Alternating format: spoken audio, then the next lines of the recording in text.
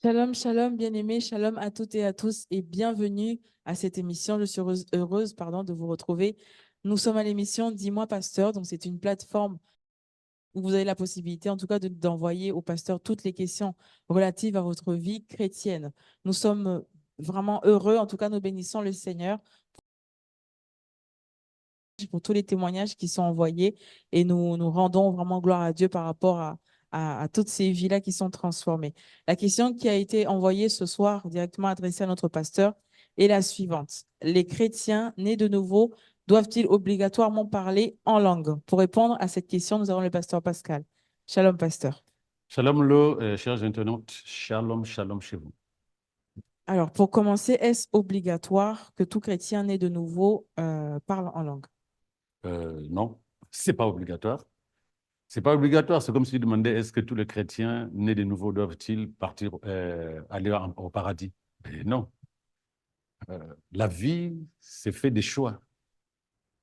Donc, parler en langue, même si c'est un don venant de Dieu par le Saint-Esprit, on va en parler sûrement, c'est pas une obligation que les gens parlent en langue. C'est un choix que les gens peuvent faire de parler en langue. C'est quoi que les gens n'ont pas bien compris.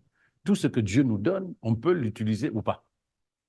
C'est nous qui décidons. Ce n'est pas, le Saint-Esprit ne va pas s'imposer en toi en disant tu es obligé de parler en langue. Parce que j'ai amené ça dans ton esprit, tu dois parler en langue. Non. Ça doit être un désir, un soupir personnel. C'est une bénédiction. Et pourtant, beaucoup de personnes ne savent pas que le parler en langue, c'est une bénédiction. Et donc, une bénédiction, il faut savoir comment l'exploiter, l'utiliser. On n'est pas obligé, en fait. C'est comme je l'ai dit en plaisantant tout à l'heure, mais c'est la vérité. Et toute personne née de nouveau n'est pas obligée d'aller au paradis. C'est une grâce aussi, c'est un don. Donc la vérité, c'est que le parler en langue, c'est une richesse que Dieu donne aux chrétiens dans sa vie chrétienne, dans sa relation avec lui. C'est une richesse spirituelle qui doit plutôt être préservée, développée, protégée, qui doit être désirée. Donc ça ne doit pas être un débat, je parle ou je ne parle pas. Donc à cette question, voilà comment je peux parler, je peux répondre. Est-ce que vous pouvez nous expliquer ce que c'est que concrètement le parler en langue? Qu'est-ce que c'est? OK. Donc, en fait, le parler en langue, c'est un don du Saint-Esprit. Donc, lorsque quelqu'un naît de nouveau, il devient une nouvelle créature et le Saint-Esprit vient attester qu'il est enfant de Dieu. Et c'est au travers le Saint-Esprit que des nouvelles langues, pourquoi on les appelle des langues inconnues ou des nouvelles langues? Parce que ce sont des langues que l'intelligence humaine n'est pas capable de comprendre. Donc, Dieu s'est dit, tu es mon enfant, à partir de maintenant, toi et moi, on peut parler d'esprit à esprit, puisqu'à ce moment-là, en Christ Jésus, nous devenons esprit. Donc, l'Esprit de Dieu vient demeurer au-delà de nous, dans notre esprit, et il nous apporte un certain nombre de dons, entre autres, la langue ou les langues qui nous permettent de parler à Dieu. Donc, ça nous permet aussi de nous édifier nous-mêmes, comme dit la Bible, parce que celui qui parle en langue s'édifie lui-même, c'est-à-dire il se fortifie. On en parlera peut-être tout à l'heure. La chose la plus importante, c'est celle-là, c'est-à-dire que euh, la langue unit l'esprit de l'homme, donc les parler en langue, unit l'esprit de l'homme à Dieu. Son intelligence n'est pas capable de comprendre les choses qui se passent là-dedans. Voilà ce que je peux dire de manière succincte sur qu'est-ce que c'est le parler en langue.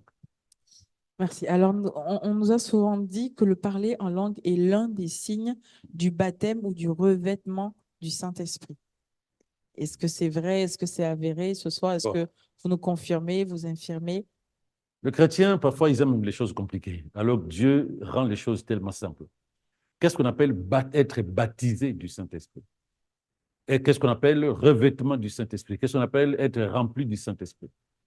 La première des choses qu'il faut accepter, c'est lorsque nous naissons de nouveau, l'Esprit de Dieu vient habiter dans notre esprit. Il fait de notre esprit sa demeure. Que ce soit être baptisé, être rempli, cela signifie simplement que l'Esprit prend totalement place à l'intérieur de nous et qu'il se répand, c'est-à-dire que ses actions se manifestent à l'intérieur et à l'extérieur de chacun de nous. Il n'est que normal. Ce n'est pas parce que je ne prophétise pas, que je n'ai pas le don des prophéties à l'intérieur de moi, pour la simple raison que le don des prophéties est un don du Saint-Esprit. Ce n'est pas parce que je n'ai pas la maîtrise de mes actions ou que je n'ai pas la patience que je n'ai pas la patience à l'intérieur de moi. Si, j'ai la patience parce que c'est un don du Saint-Esprit, mais moi, je dois déclencher la procédure. Je dois savoir que le Saint-Esprit m'a apporté la patience, la maîtrise de soi, pour que je me développe dans ces choses-là. Pareil aussi pour le parler en langue. Le revêtement dont on parle, c'est l'épanouissement du Saint-Esprit dans l'esprit d'un être humain. Là où l'esprit est capable de pouvoir se manifester et de pouvoir agir librement. Donc, lorsqu'on te dit, on dit à quelqu'un qu'il est rempli du Saint-Esprit, le Saint-Esprit n'est pas un liquide. N'est pas un liquide qui doit être rempli dans un verre et tout, non. Quand on dit quelqu'un est rempli du Saint-Esprit, il suffit simplement que l'Esprit prend totalement place à l'intérieur de son esprit et que cette personne ne fait rien d'autre que sans en référer au Saint-Esprit. Et il laisse libre cours à l'Esprit de Dieu d'opérer au travers son esprit et son corps. Maintenant, est-ce que c'est ça qui montre que tu es né de nouveau ou que tu es rempli du Saint-Esprit? Non. Parce qu'il y a des choses que le Saint-Esprit nous apporte à l'intérieur de nous qui ne sont pas encore manifestées. J'ai parlé tout à l'heure de la patience, le don de l'esprit, le fruit de l'esprit, pardon. On te parle de l'amour, de la paix, de la joie, de la patience, de la maîtrise de soi, de la bienveillance, de la tempérance. Ces choses-là ne sont pas encore manifestées dans la vie de beaucoup de chrétiens. Faut-il dire qu'ils n'ont pas le Saint-Esprit en eux? Non. C'est nous qui devons être conscients de ces choses-là. Et à partir de cette conscience, soupirer, comme dit l'apôtre Paul, aspirer au don. Soupirer pour que tout ce que l'Esprit a mis au-dedans de nous se manifeste. Disposer notre esprit, notre cœur, à ce que l'Esprit se sente chez lui, chez nous, et que dès le moment où l'Esprit se sent chez lui, chez nous, parce qu'on a enlevé toute la saleté qui était dans notre cœur, il est à même de se manifester. Pendant que tu es en train de prier, tu commences à prier en langue. Non pas parce que tu dis, OK, maintenant là, je vais commencer à prier en langue. Non, parce que ton esprit est tellement soumis, obéissant à l'Esprit de Dieu, que la Bible dit que l'Esprit de Dieu, c'est lui parfois qui nous donne les mots pour prier. C'est lui qui nous permet de parler à Dieu, parce qu'il y a des moments où nous ne savons pas quoi dire. Et il met dedans de nous des soupirs que l'intelligence humaine et la langue humaine ne seront pas capables de comprendre. Donc, lorsque les gens pensent, je sais que c'est une doctrine de certaines églises, voilà, quand tu parles la langue, c'est que tu es baptisé du Saint-Esprit. Non, ça accompagne l'épanouissement du Saint-Esprit dans le cœur de quelqu'un. Ça accompagne. Comme tu peux aussi prophétiser, comme tu peux aussi interpréter un songe, comme tu peux aussi parler de choses à venir. C'est plusieurs manifestations que l'Esprit a. Donc, celui qui parle en langue, ben, il parle en langue. Celui qui prophétise. C'est-à-dire que lorsque l'Esprit veut s'épanouir dans le cœur, dans l'esprit de quelqu'un, il se manifeste selon les dispositions intérieures de la personne. Selon les dispositions intérieures de la personne et selon la mission que Dieu a donnée à la personne. Par exemple, un prophète, celui qui a le ministère prophétique depuis sa naissance ou que Dieu choisit pour qu'il soit prophète, cette personne, l'Esprit habite en lui, arrive en lui, et brusquement, puisque c'est son ministère, il commence à prophétiser. Donc, ce sont des choses, ce sont des dons que l'Esprit manifeste dans la vie d'un enfant de Dieu lorsque l'Esprit s'épanouit à l'intérieur de notre esprit. Donc, si c'est ce que les gens appellent être rempli du Saint-Esprit, à ce moment-là, il faut que les gens sachent qu'il n'y a pas que le parler en langue. L'Esprit de Dieu peut se manifester de plusieurs manières lorsqu'on parle de être rempli du Saint-Esprit. Voilà. D'accord.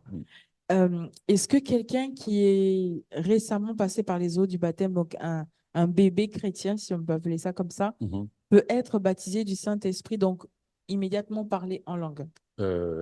Oui. Je crois que l'apôtre Paul est parmi les personnes qui ont commencé par parler en langue, juste parce que on a prié pour eux, et ils ont parlé en langue avant même de passer par les eaux du baptême. En fait, le Saint-Esprit vient demeurer dans nos cœurs, non pas parce que nous passons par les eaux du baptême, parce que nous acceptons Jésus comme Seigneur et Sauveur. Chacun de nous, lorsque nous passons par les eaux du baptême, chacun de nous a une attitude intérieure différente selon son désir, selon son cœur, selon son envie. C'est-à-dire que c'est ce qui se passe à l'intérieur de toi qui fera la différence quant à la manifestation des dons du Saint-Esprit. Donc, lorsque quelqu'un vient de naître de nouveau et il commence à parler en langue, c'est à lui qu'il faut dire, mon gars, tu avais vraiment soif de Jésus. Tu avais vraiment soif que le Christ soit le maître de ta vie. Et il a validé ta soif en envoyant le Saint-Esprit dans ton cœur. Mais mieux que ça, l'Esprit a trouvé déjà un cœur prêt à accepter Christ. Et cet esprit, l'Esprit de Dieu, s'est répandu librement. Il n'y avait pas de frein, il n'y avait pas de blocage, il n'y avait pas de limitation. Le désir intérieur de ton cœur a fait le reste. Et c'est là où l'Esprit de Dieu s'épanouit, la personne parle en langue, la personne est guérie, la personne est libérée, la personne a un discernement différent de sa vie. Tu sens ça au départ. Il n'y a pas que le parler en langue. Lorsque un cœur arrive à ce que tu dis, c'est-à-dire que né de nouveau, né pios, mais il parle en langue, dis-toi qu'il y a plus que ça, que le parler en langue. Dans son cœur, il y a plus que ça. Ça suffit que son cœur était disposé à ce que l'esprit prenne totalement place. Donc, ce n'est pas le nombre d'années qui font que les gens parlent en langue, non. Parce qu'il y a des gens qui font 15, 20 ans dans les églises, ils parlent toujours pas en langue. Merci, pasteur. Est-ce qu'on a la possibilité de changer les mots de sa manière de parler en langue? Est-ce que ça se décide? Est-ce que ça se fait de manière volontaire en se disant, par exemple, là, je vais changer ma manière de parler Oui. en langue parce que, par exemple, je ne sais pas, tel ou tel pasteur donc prie comme ça ou parle comme ça, donc moi, j'aimerais bien aussi. Est-ce qu'on peut s'adapter? Est-ce qu'on peut le changer? Je disais que le parler en langue, c'est un don du Saint-Esprit. L'intelligence humaine n'est pas capable de comprendre ce qui se passe. Ça, c'est la première des choses. Deuxièmement, les mots que nous prononçons viennent du Saint-Esprit. C'est lui qui nous donne ces mots. C'est lui qui choisit les mots. Donc, si nous choisissons les mots pour changer notre langue, ce n'est plus le parler spirituel. Ça devient parler en des langues humaines que nous-mêmes aussi ne comprenons pas, mais que nous avons choisi dans notre intelligence. Non, on ne peut pas choisir les mots ou changer notre langue parce qu'il y a quelqu'un qui prie comme ça, moi aussi je vais prier comme ça. Il y a des influences, c'est sûr. Mais quand ton intelligence commence à choisir la manière de parler en langue, c'est fini. Ce n'est plus le parler en langue. C'est fini. Ça devient intellectuel, ça devient humain. Parce que le parler en langue, c'est un don du Saint-Esprit. Et le don du Saint-Esprit, personne ne peut toucher. Tu le prends tel que ça vient. C'est comme le salut. Si le salut, c'est un don, comment on peut changer le salut en disant « je vais adapter le salut par rapport à moi » ? Non. Le parler en langue, c'est la même chose. Les mots sont construits par le Saint-Esprit. Ils sont choisis par le Saint-Esprit. Ils ne traversent pas l'intelligence humaine. C'est d'esprit à esprit. Donc, personne ne peut arriver à ça. Si d'aventure quelqu'un arrive à changer sa manière de parler en langue pour adapter le parler en langue d'un serviteur de Dieu ou d'une servante de Dieu, automatiquement, il doit se dire, finalement, je n'ai jamais parlé en langue. Parce que si je suis capable de changer ça, c'est que l'Esprit de Dieu ne m'a rien donné. Non, ça ne peut pas se changer. Alors, est-il possible de recevoir le parler en langue grâce à une imposition des mains? Oui. Est-ce possible? L'apôtre Paul, quand Jésus l'a récupéré, il était aveugle, il est parti se cacher. Jésus a envoyé Ananias, un frère dans l'église des environs. C'est lui qui est parti prier pour l'apôtre Paul. Mais l'apôtre Paul, la Bible dit qu'il a reçu, il a été baptisé par le Saint-Esprit. Mais personne ne sait s'il a parlé en langue ce jour-là ou pas. Mais l'apôtre Pierre nous dit qu'il y a des gens pour qui il a prié. Après la prière, ils ont été baptisés par le Saint-Esprit et ils ont commencé à parler en langue. La prière ne transmet pas le parler en langue. C'est ce que tu deviens après la prière. C'est-à-dire que lorsque quelqu'un prie pour toi par imposition des mains, il ne prie pas pour que tu reçoives le parler en langue. La plupart du temps, puisque la Bible, en tout cas moi, dans ce que je lis dans la Bible, les impositions des mains sont faites de deux manières. Lorsque il faut guérir un malade, ou simplement lorsque un père spirituel est en train de prier pour son fils spirituel. À ce moment-là, il y a un transfert de dons qui permettent à cet enfant, à ce fils spirituel de pouvoir opérer comme son père, en tout cas pour commencer à opérer. Parce qu'après, il faut qu'il développe ses capacités spirituelles au travers de sa relation et son ministère personnel. Sa relation avec Jésus et son ministère personnel. Donc la personne qui impose la main, la personne à qui on impose les mains et qui commence à parler en langue, cela signifie simplement, comme je l'ai dit pour le népios, que son cœur était disposé à recevoir Christ, que son cœur était disposé à devenir instrument de Christ. Et Christ va répandre de ses dons dans son cœur, dans son esprit, pour qu'il opère par rapport au ministère qu'il a accepté. Et c'est là où, entre autres, il peut parler en langue, je le répète, être rempli du Saint-Esprit, parce que moi, imposer les mains ne signifie pas que je suis obligatoirement, obligé de parler en langue si ma logique me l'interdit. Parce que les gens ont des logiques, même s'ils sont chrétiens, mais il y a beaucoup de chrétiens qui ont encore du mal à parler en langue, à accepter que le parler en langue, c'est un don spirituel. Donc, dès le moment où il y a un doute à l'intérieur de toi, ça ne peut pas se déclencher. Il faut que tu aies envie de cela. Il faut que tu aies soif de cela. Toutes les personnes qui commencent par prier par l'intelligence, prier, prier, prier, prier, moi j'en ai déjà vu. Une jeune dame à qui j'ai demandé de rentrer 3 jours en jeûne, et le 3e jour, on a commencé à prier pour qu'elle clôture son jeûne. Mais j'ai vu cette jeune dame totalement transformée. Elle ne savait pas prier, mais quand elle commençait, quand elle priait, alors qu'avant elle ne priait pas comme il fallait, mais quand elle priait, j'ai compris que c'était plus elle qui était là. L'esprit a pris le relais.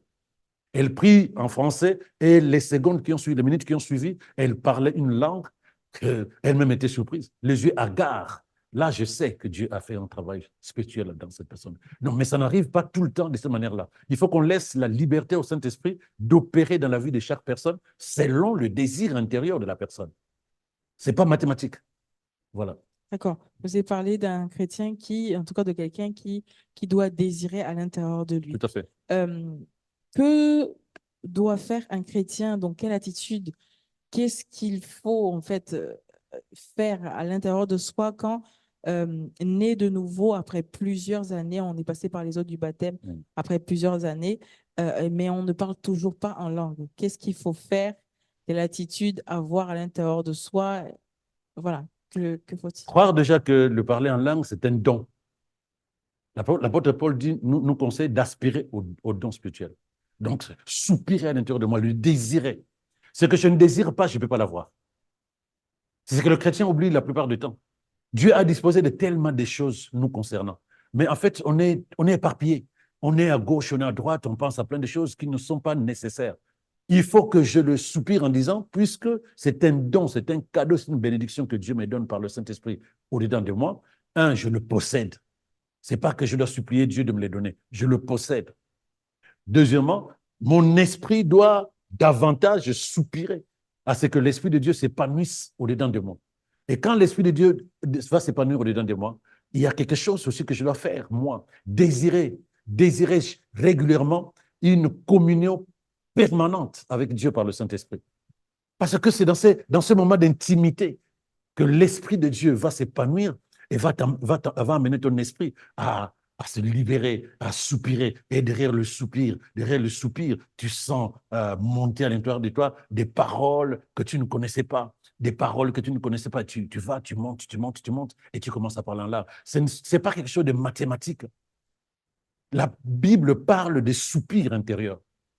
Donc, la personne qui, 10 ans, 15 ans d'église, ne parle pas toujours en langue, il faut déjà qu'ils se disent, ce n'est pas un problème. Si ce n'est pas un problème de raisonnement humain, parce qu'il y a des gens qui raisonnent. J'ai déjà entendu des enseignements compliqués où les gens estiment qu'on peut parler la langue de Satan, mais on ne nous a jamais parlé de la langue de Satan. Lorsque tu sais que tu n'as pas inventé, lorsque tu sais que tu ne parlais pas comme ça, lorsque tu sais que tu ne copies pas quelqu'un et que tu dis des choses que ton intelligence ne comprend pas, mais calme-toi. Calme-toi, dis-toi, il y a quelque chose que l'Esprit de Dieu, au-dedans de moi, m'a communiqué. Et c'est ça qui m'intéresse. Je dois y aller. C'est ça qui est important. Il faut soupirer, désirer. Il faut soupirer, désirer, et surtout désirer davantage une relation avec Dieu par le Saint-Esprit. Parce que ce n'est que dans cette relation que le parler en langue, qui est une méthode surnaturelle de communication que Dieu nous a donnée, va se manifester. Mais tant que je n'ai pas envie de rester dans la présence de Dieu, tant que j'ai une logique humaine concernant les dons spirituels, je ne peux pas l'avoir. Et pourtant, le Saint-Esprit a tout disposé pour nous à l'intérieur de nous. Voilà. Dans 1 Corinthiens chapitre 13, verset 1, la parole de Dieu nous dit, « Quand je parlerai les langues des hommes et des anges, si je n'ai pas l'amour, je suis un airain qui résonne ou une cymbale qui retentit. Est-ce que le parler en langue est synonyme de langage des hommes, des anges, pardon? Des anges. Des anges. Est-ce que c'est la langue, est-ce que le parler en langue est finalement synonyme de la langue des anges? Non. C'est triste, hein, parce que je sais qu'il y a beaucoup de serviteurs de Dieu, malheureusement, qui enseignent sur le parler des anges, le langage des anges. Il y a ceux qui font la confusion en disant, quand tu parles en langue, ça signifie, comme tu as dit, ça signifie que tu parles la langue des anges, mais ça n'a aucun sens. Le parler en langue, c'est le Saint-Esprit qui nous a emmené cela à l'intérieur de notre esprit pour que nous parlons directement à Dieu. Je ne peux pas, moi, dire que les anges papotent avec Dieu. Je ne sais pas comment ils communiquent. Mais je sais que Dieu m'a donné le parler en langue par son esprit pour que je parle directement à lui. Je ne parle ni aux hommes ni aux anges. Donc, si je ne parle ni aux hommes ni aux anges, mais je parle directement à Dieu, cela signifie que ce langage-là, ces langues que je parle ne sont pas des langues que les anges peuvent entendre. Ils ne comprendront pas, puisque c'est moi et papa. C'est moi et la source de ma vie. Eux, c'est des créatures de Dieu. Moi, je suis enfant de Dieu. C'est-à-dire que j'ai la même ADN que Dieu. Donc, je peux parler à son esprit, d'esprit à esprit. Il me dit dans 1 Pierre 5, 8 que celui qui veut l'adorer, Dieu est esprit, celui qui veut l'adorer doit l'adorer en esprit et en vérité. Je suis esprit, je l'adore en esprit, je lui parle en esprit. Mais maintenant comme ils disent, non, est-ce que c'est la langue des anges? Non, je n'ai même pas besoin de savoir comment parlent les anges. Moi, on m'a dit, lorsque tu parles en langue, tu parles directement à Dieu. Et l'Esprit de Dieu édifie ton esprit. Cela me suffit. Non, puisque l'apôtre Paul, dans ce verset que tu as pris en exemple, il dit que je parle la langue des hommes ou des anges. Mais ça ne signifie pas que la langue que tu parles, c'est la langue des anges. Non, il a fait une comparaison.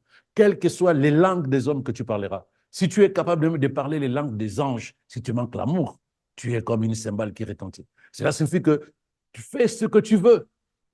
Dis ce que tu veux.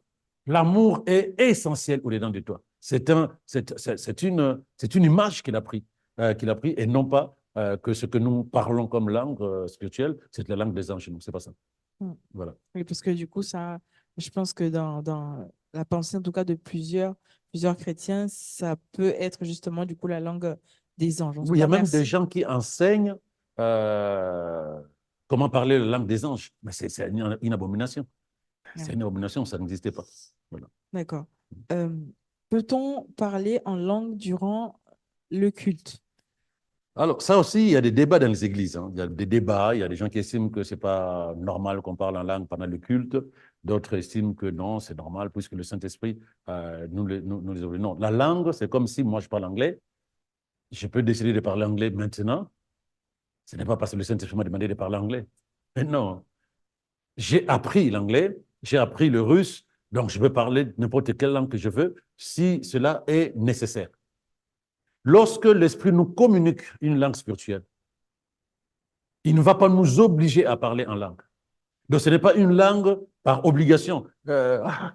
L'Esprit était tellement puissant que les gens commençaient à... Non, ça c'est du mensonge. C'est toi qui décides à quel moment tu parles en langue ou pas.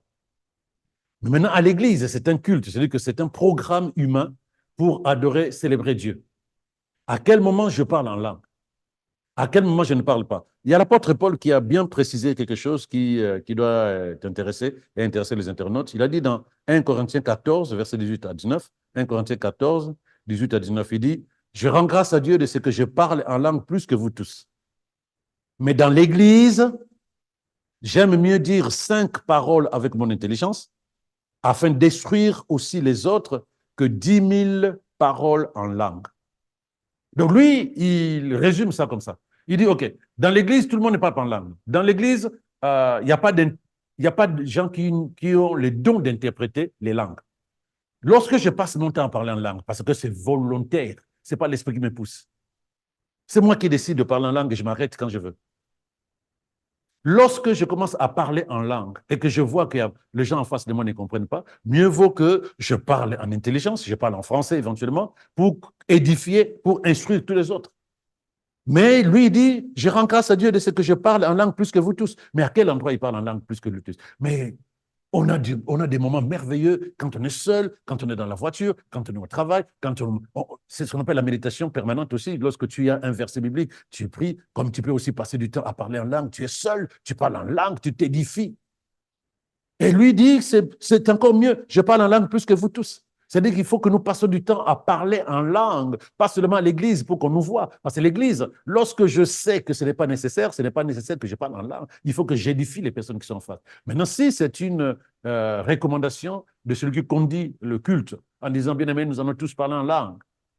À ce moment-là, nous parlons tous en langue. Mais lorsque je commence à parler en langue, et que je vois que toutes les personnes qui sont en face de moi ne savent pas me suivre, je ne suis pas obligé de parler en langue.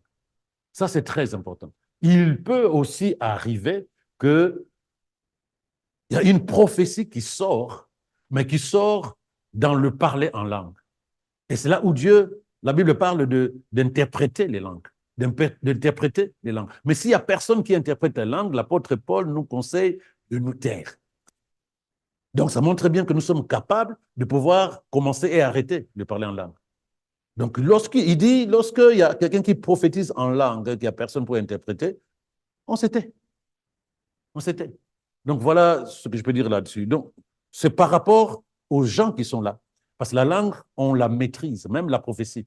La Bible parle de l'esprit des prophètes euh, euh, qui est contrôlé par les prophètes. C'est-à-dire que c'est simplement que le don que l'Esprit de Dieu nous apporte, nous sommes capables de pouvoir le maîtriser, les soumettre à notre volonté.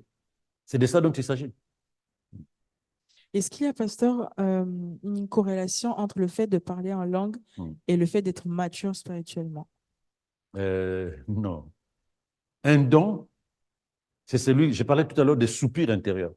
La maturité se manifeste par un cœur qui est dans la parole, un caractère qui est totalement inondé de la couleur de la parole de Dieu. La maturité se manifeste par le comportement de la personne. Un don spirituel peut se manifester plutôt que la maturité par rapport à ce que la personne a désiré à sa nouvelle naissance. Je parlais de ce soupir intérieur. La personne est en train de grandir spirituellement, mais son cœur est dans le désir des choses de Dieu plus que certaines personnes. Il n'est que normal que l'esprit s'épanouisse au-dedans de lui. Mais la maturité vient par la pratique de la parole de Dieu, par la vie de la parole. Donc la personne qui n'est pas encore mature, c'est-à-dire qui n'est pas encore arrivée à la dimension du fils, est capable de parler en langue. Parce que c'est un désir intérieur et c'est un don du Saint-Esprit. Mais la maturité, c'est intentionnel. C'est-à-dire que c'est toi qui travailles pour devenir mature. Or, la Bible dit que Dieu ne se répand pas de ses dons. C'est-à-dire que lorsque tu reçois les dons de Dieu, entre autres les parler en langue, ce n'est pas parce que tu as grandi spirituellement, non, parce que tu as une soif, un désir intérieur qui amène les dons de Dieu à se manifester dans ta vie. D'accord. Quels sont les avantages du parler en langue dans la vie d'un chrétien? Deux gros avantages dont parle la parole de Dieu. Le parler en langue nous permet d'être connectés à l'Esprit de Dieu de manière personnelle. J'ai toujours pris l'exemple d'un tunnel sous la Manche. Au-dessus, il y a de l'eau, il y a tout ce que j'ai, les gens sont là, mais les gens qui passent par le bas. De toi, quand tu parles en langue, tu t'édifies. La Bible dit que tu t'édifies. C'est-à-dire que tu es en contact avec l'Esprit de Dieu et tu reçois de l'Esprit de Dieu ce dont tu as besoin par rapport à ton esprit. Tu sais, il y a des moments où on n'a pas envie de prier. Il y a tellement de situations dans la vie, il y a tellement de choses, on est déprimé, tout ça là. Mais quand on a encore une flamme, je suis enfant de Dieu, je ne vais pas laisser les inquiétudes, les soucis, les problèmes du monde impacter mon esprit. Lorsque tu commences à prier en français, c'est difficile. Ça a du mal à penser parce que ton esprit est rempli de pensées sombres. Donc, c'est là où tu dois aller puiser les mots pour prier. Mais tu n'as plus la possibilité d'aller chercher des mots pour prier. Il te reste juste le seul moyen qui n'est pas impacté par l'intelligence humaine, c'est quoi? C'est le parler en langue. À ce moment-là, c'est ton esprit qui prie. Tu es déconnecté de ton âme avec ses émotions, avec ses problèmes, ses soucis. Tu es connecté à Dieu par ton esprit. Et c'est ça qui est important, l'édification. Quand tu commences à prier par l'esprit, là où il y avait la faiblesse intérieure, tu ne te sentais pas bien. Moi, ça m'est arrivé plusieurs fois de suite au départ, donc je vais prier, parce que je viens ici à l'église, je vais prier un moment et puis je rentre, tu sens pas. Mais quand je commence à prier par l'esprit, parfois j'oublie même l'heure. Je veux prier à l'esprit, je prie en langue, je prie, jusqu'à ce que quand je veux débarquer en intelligence pour déclarer la parole de Dieu, ben écoute, je suis requinqué et ça marche. Donc, c'est vraiment important. Je conseille à tout enfant de Dieu né de nouveau d'aspirer au don des langues. Et surtout, lorsque tu parles en langue, développe l'habitude de parler en langue. N'attends pas seulement que de le faire à l'église. Non, c'est plutôt à la maison, dans la rue. Tu marmonnes la langue. Tu médites la parole de Dieu. Tu ressasses la parole de Dieu. Tu pries en langue.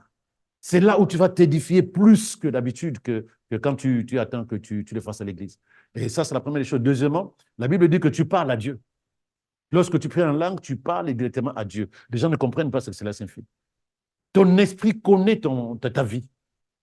La Bible dit qu'il n'y a que l'esprit de l'homme qui connaît l'homme, le cœur de l'homme. L'esprit de Dieu connaît les pensées de Dieu.